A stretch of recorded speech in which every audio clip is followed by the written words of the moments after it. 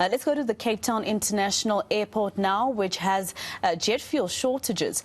The airport has less than a week's supply left.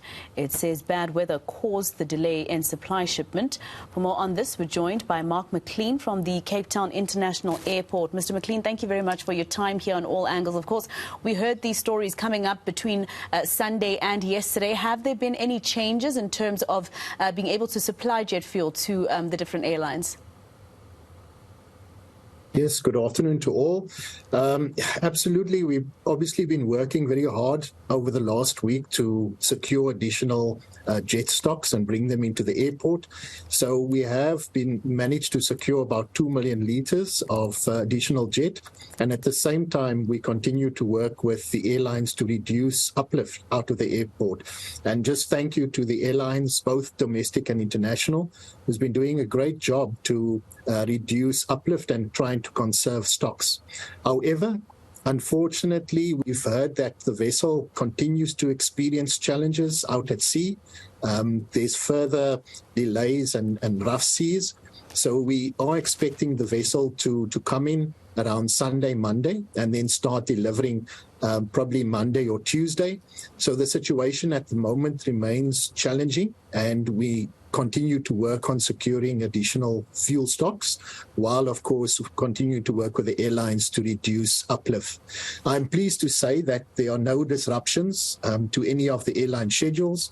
So currently, operations continue to function as per normal, but the rest of the week is certainly going to be very challenging, and we continue to monitor the situation day by day. When you say the rest of the week is going to continue to be challenging, do you mean that there will be a possibility of airlines having to change their schedules because of this? We are concerned about that because every airline contracts with a specific fuel supplier, and fuel suppliers have different quantities of stock. So we are working with each airline and fuel supplier to make sure that operational disruptions are avoided or minimized.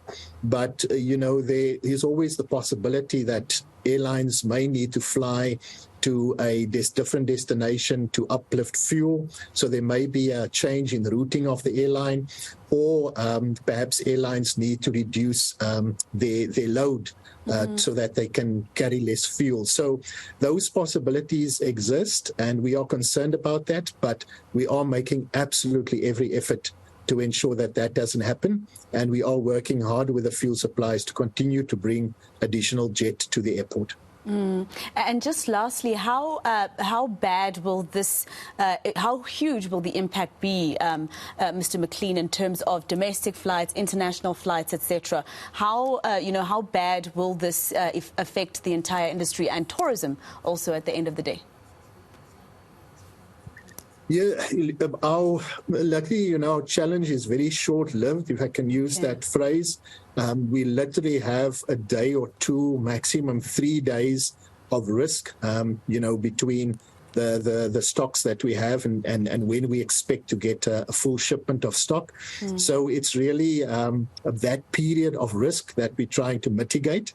And as I said earlier in the week, going forward for the rest of the tourism season, we are expecting local production to resume at the refineries, and we are also going to increase the stock holding of jet into November. So we do expect that this risk will be mitigated as we enter the peak season. But for now, I think we just have a few days of risk that we need to mitigate. All right. Thank you very much for speaking to us, and good luck with the challenge of mitigating the issue so that it doesn't come to a point where it starts to challenge even the customers. That is Mark MaClean. He is from the Cape Town International Airport.